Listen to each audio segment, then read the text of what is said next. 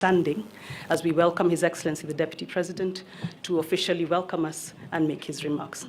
Kindly let us give him a round of applause.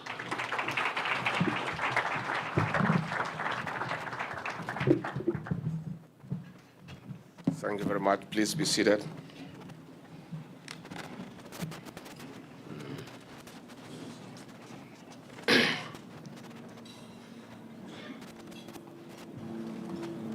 Chief of Staff and Head of the Public Service, Felix Kosker.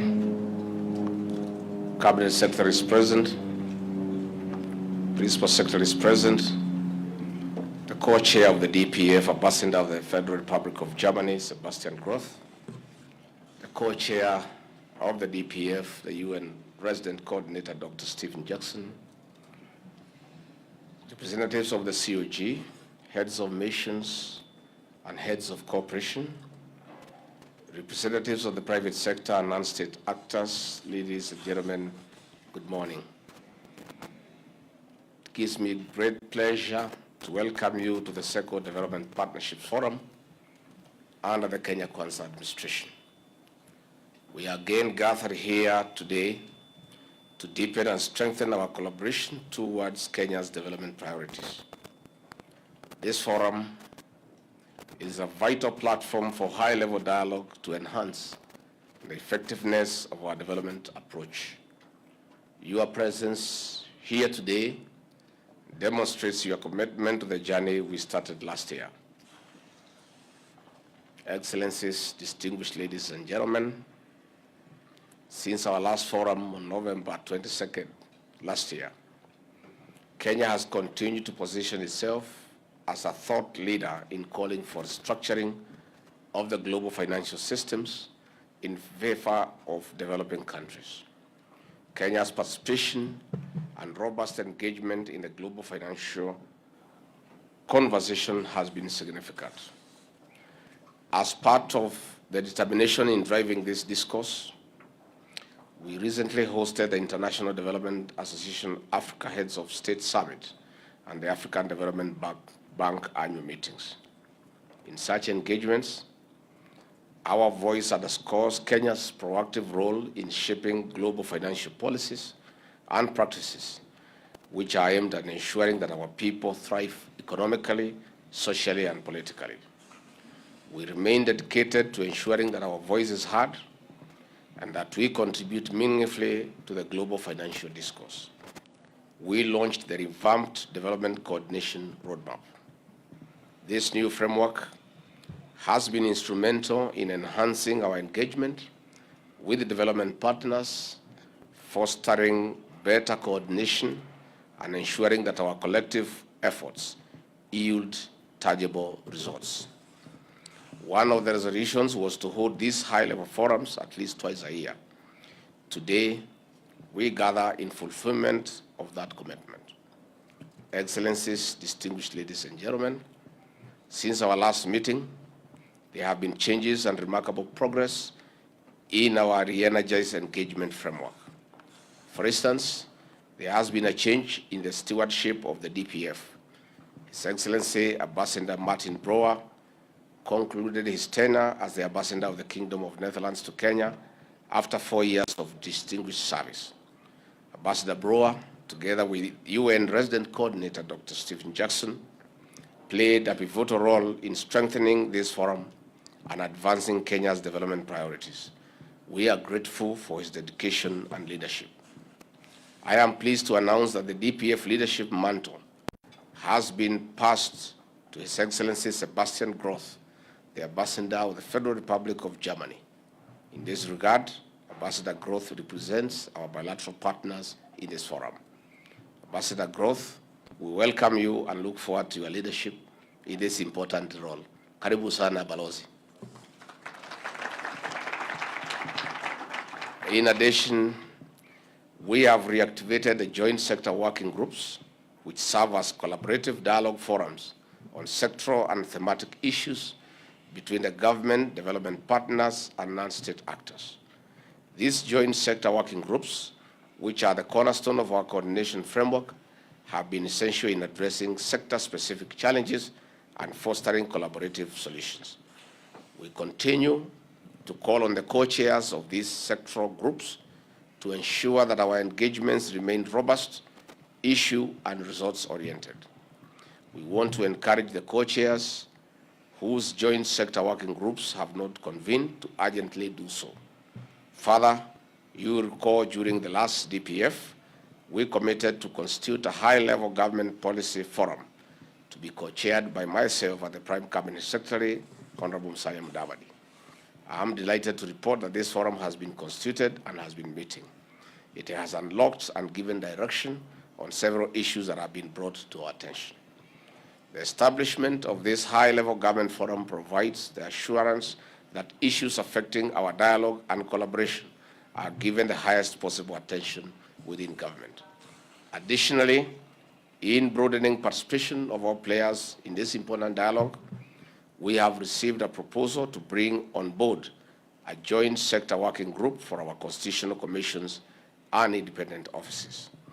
Through Executive Order Number 2 of 2023, which created a CCIO liaison office in my office, we endeavor to support the work of these offices while safeguarding their independence.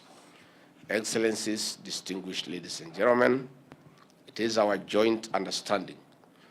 During the first DPF, we committed to enhance the absorption of our externally funded projects and to work together to develop a framework to strengthen the resilience of our country. In preparation for this meeting, we have embarked on a collaborative effort to delve into the factors that moderate the impact of development assistance. Today, we have the opportunity for an open and honest dialogue on what each party needs to do better to increase absorption rates and, most importantly, demonstrate results and impact in the lives of Kenyans. We recognize that improving absorption rates requires addressing challenges on both sides in project implementation and ensuring timely disbursement and utilization of funds. In keeping with the principles of the Paris Declaration and the Accra Agenda for Action of Mutual Accountability and managing for Results, I urge our development partners to support the government's efforts to consolidate information on all the support provided to Kenya, whether on or off budget. This will enhance efficient, fair allocation and distribution of resources across the various sectors.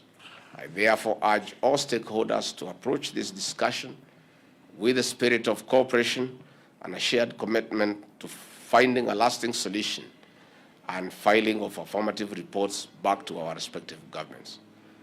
Excellencies, distinguished ladies and gentlemen, turning our attention to resilience, Kenya continues to face diverse shocks and stresses.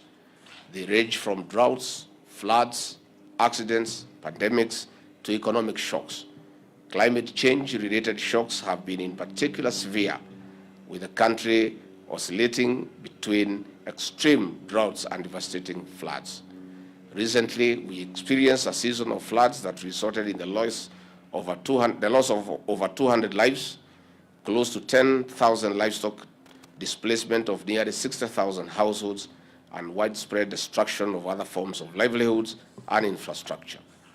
While the floods have not fully ceased, there has been some reprieve in most parts of the country. We are immensely grateful for the emergency support provided by our development partners, private sector, civil societies, and well-wishers. Many of the partners provided their material and in-kind support through UN agencies and the Kenya Red Cross, the Kenya Private Sector Alliance Foundation, and numerous community and religious organizations. You will agree with me then that this thematic dialogue on strengthening resilience is timely. A multi-agency team of 10 joint sector working groups coordinated by my office has been working on proposals to enhance our resilience across all sectors. Today, we'll have the opportunity to review the proposed roadmap to a well-coordinated and robust framework, which will allow us to build our ability to anticipate, respond, adapt, and build back better after these shocks and stresses. We welcome information and strategies, particularly from our development partners, on how to strengthen and deepen our resilience initiatives. Excellencies, distinguished ladies and gentlemen, As we embark on today's discussions, our shared goal is to improve lives of the Kenyan people. Our collaboration, coordination, and commitment are essential to achieving this goal. I'm confident that with your continued support and active participation, we can overcome the challenges we face and build a more resilient and prosperous Kenyan together. Thank you once again for your presence and dedication. I welcome you to a fruitful, honest, and candid discussion as we work together towards our common objectives. Asanteni sana.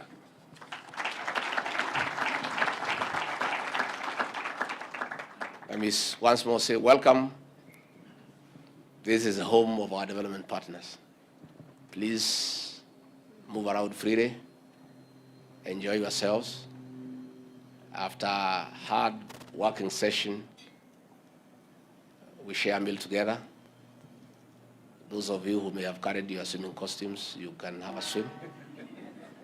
And we continue getting to know each other informally. I encourage our CSs and PSs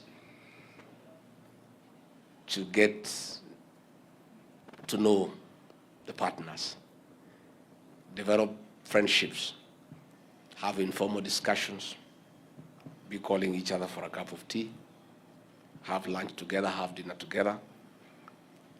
When we talk and engage continuously, we become better people, we get better results, and our objectives will be met with a lot of efficiency. So I want to really, really say welcome here, and I look forward to a very, very fruitful discussion. Asanteni sana, thank you very much.